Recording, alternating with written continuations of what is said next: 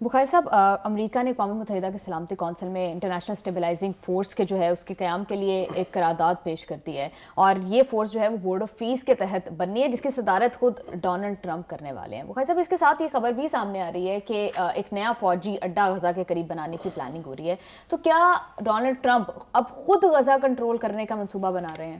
دیکھیے، یہ جو قرارداد پیش ہوئی ہے سلامتی کونسل میں، یہ امینڈڈ قرارداد ہے۔ اس سے پہلے اس کے اندر کئی لکوناز تھے جس کی نشاندہی کی گئی تھی ان تمام مسلمان اور عرب ممالک کی طرف سے جو اس معاہدے کا حصہ تھے، جس کے بعد یہ امینڈڈ انہوں نے پیش کیا جو کہ پاس ہو جائے گی یقینی طور پہ، اگر امریکہ چاہے گا، انلیس آف کورس رشیا اور چائنا میں سے کوئی ایک اس کو ویٹو کر دے، اور اس کے لیے ان کے پاس کوئی نہ کوئی جواز ضرور ہوگا۔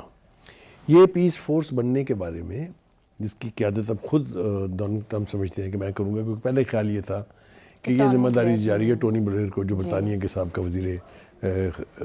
وزیر اعظم تھے، مگر اس کے اوپر ریزرویشنز تھی بہت سارے ممالک کی، کیونکہ انہوں نے جو گندا کردار، گھٹیا کردار انہوں نے عراق میں پلے کیا تھا، اس کے بعد ان کے اوپر ٹرسٹ نہیں کیا جا سکتا، کیونکہ مسلمانوں کے لیے ان کے دل میں کوئی ہمدردی نہیں ہے۔ ایک بات تو یہ ہوئی۔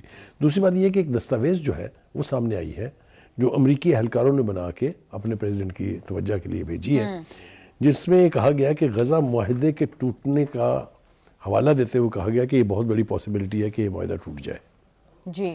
اس کی انہوں نے وجوہات بھی درج کی ہیں۔ ایک تو انہوں نے کہا ہے کہ جی یہ انٹرنیشنل اسٹیبلائزیشن فورس جو ہے، کیا یہ وہاں بنانا ممکن بھی ہے یا نہیں ہے؟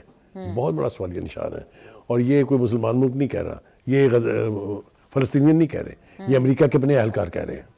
دوسری طرف وہ کہتے ہیں کہ جی ایک سلائیڈ میں امن منصوبے کے پہلے اور دوسرے مرحلے کے درمیان ایک سوالیہ نشان دکھایا گیا ہے جو معاہدے کے مستقبل سے متعلق غیر یقینی صورتحال کی علامت ہے۔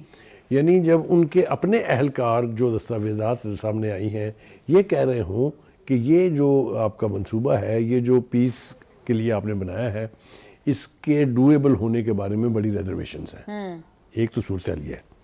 دوسری صورتحال یہ ہے کہ جو آپ نے اڈے کے قیام کی بات کی، دیکھیے خیال یہ تھا کہ یہ انٹرنیشنل اسٹیبلائزیشن فورس جو ہے یہ وہاں ٹیمپریری طور پہ آئے گی، اینڈ الٹیمیٹلی فلسطینین اتھارٹی یا کسی ایک ایسی یعنی اتھارٹی کے حوالے کر دے گی جس میں فلسطینیوں کی شرکت ہو، جس میں فلسطینیوں کے لیے قابل قبول ہو۔ مگر اب ایسا دکھائی نہیں دیتا ہے۔ جس طرح سے وہاں اڈے بنائے جا رہے ہیں، جس طرح سے 10,000 فوجیوں کے رہنے سہنے کا انتظام کیا جا رہا ہے، جس طریقے سے اس کو رسل و رسائل کے لیے یہ راستے بنائے جا رہے ہیں، تو لگتا یہ ہے کہ امریکہ بہادر وہاں پر پرماننٹلی اپنا جوتا وہاں رکھنا چاہتا ہے۔ جی، مال غنیمت سمیٹنے کی پلاننگ ہو رہی ہے۔ بخاری صاحب، جس طرح سے ہم دیکھ رہے ہیں کہ یہ امریکی عہدیداروں کی رپورٹس آنا، پھر ایٹ دا سیم ٹائم یہ بات آ جانا کہ اڈے بنانے کی بات ہو رہی ہے، انٹرنیشنل بورڈ آف پیس کے ہیڈ کو ڈونلڈ ٹرمپ بنیں گے، یہ سب تو ایسا لگ رہا ہے کہ سٹیج مکمل طور پر سیٹ کر لیا گیا ہے کہ امریکہ غزہ کو کنٹرول کرے گا فیوچر میں۔ دیکھیے، اس کے بارے میں تو نہ مجھے پہلے کبھی ابہام تھا نہ اب ہے، لیکن انہی کے بندے کہہ رہے ہیں کہ آپ کا یہ خواب جو ہے شرمندہ تعبیر ہوتا دکھائی نہیں دے رہا، اور اس کے لیے انہوں نے وضاحت بھی کر دی ہے کہ کن کن جگہ کے اوپر پرابلمز ہیں۔ دوسری طرف آپ دیکھیں، فلسطینی اتھارٹی کو جو اختیار دینے کی بات ہو رہی تھی الٹیمیٹلی، اس کے اوپر اسرائیل راضی نہیں ہے۔ آپ دیکھیں وہ اختلافات آپ کے سامنے ہیں، وہ کہتے ہیں ہم تو نہیں مانیں گے۔ دوسری ایک اہم بات جو ہے وہ رہ گئی کرنی، وہ یہ ہے کہ یہ آئی ایس ایف جو بننی تھی، اس کے اندر جن ممالک کی فورسز نے شرکت کرنی تھی ان میں سے یعنی اردن نے تو انکار کر دیا کہ میں تو نہیں بھیجوں گا۔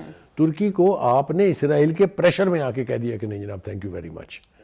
تو جب یہ اس طرح کی کیفیت ہوگی تو وہ فورس بنے گی کیسے؟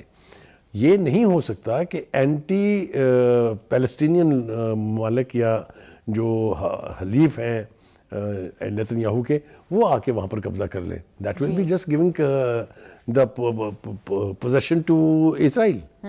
تو یہ بہت ڈینجرس صورتحال ہے۔ مجھے یہ خیر دکھائی نہیں دیتی ہے اس پیس منصوبے کی جو 20 پوائنٹس کے اوپر پریزیڈنٹ ٹرمپ نے بنایا ہے۔ گراؤنڈ ریالٹیز کو نظروں میں رکھے بغیر اگر آپ نے فیصلے کیے اور آپ آگے بڑھتے گئے تو آپ کو کہیں نہ کہیں ٹھوکر لگنا بہت ضروری ہے۔ جی بخاری صاحب، لیکن ہوپ فلی غزہ میں جو ہے وہ لوگوں کے لیے کچھ بہتری ہو، وہاں پر امن آئے اور پیس ہو۔ پروگرام کا ٹائم ہو گیا ختم۔ سی یو آل ٹمورو۔ اللہ حافظ۔